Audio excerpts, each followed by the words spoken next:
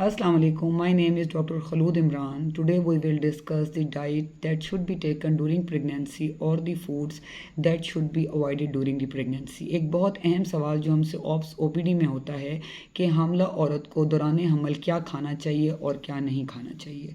तो एक हामला औरत को एक कंप्लीट बैलेंस डाइट चाहिए ड्यूरिंग प्रेगनेंसी, जिसमें हमारे पास प्रोटीन्स, फैट्स, कार्बोहाइड्रेट्स और मल्टीविटामिन्स आते हैं।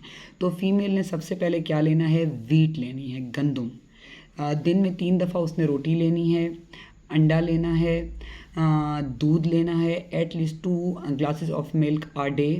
उसके अलावा फ्रेश वेजिटेबल्स लेनी है, फ्रेश फ्रूट्स लेने हैं और फ्रेश फ्रूट्स का जूस लेना है, ताकि जो है वो पेशेंट को हर चीज़ नेचुरल मिले, कोई भी इसमें उसने आर्टिफिशियल चीज़ नहीं लेनी। उसके अलावा पेशेंट को आप दलिए की शक्ल में भी दे सकते हैं। और सबसे इम्पॉर्टेंट, उसने मीट लेना है। मीट छोटा गोश्त अच्छा रहता है, उसमें पेशेंट उसको यखनी की शक्ल में ले या मरीज़ उसको जो है मतलब हामला औरत जो है उसको स्मॉल पीसेस ऑफ मीट की शक्ल में ले या सॉसेजेस की शक्ल में ले। अब कौन सी फूड है जो उसने कोशिश करनी है कि वो ना ले, और अगर ले तो स्मॉल क्वांटिटी में ले। वो हमारे पास आती है pineapple, papaya, fish, raw meat, mushrooms. कोशिश करनी है कि इसको अवॉइड करें, लेकिन अगर लें तो स्मॉल अमाउंट में फ़ीमेल ले सकती है। और कौन सी फूड है जो बिल्कुल अवॉइड है? उसमें हमारे पास आती हैं स्पाइसी थिंग्स। उसके अलावा junk foods like pizza, burger, cold drinks.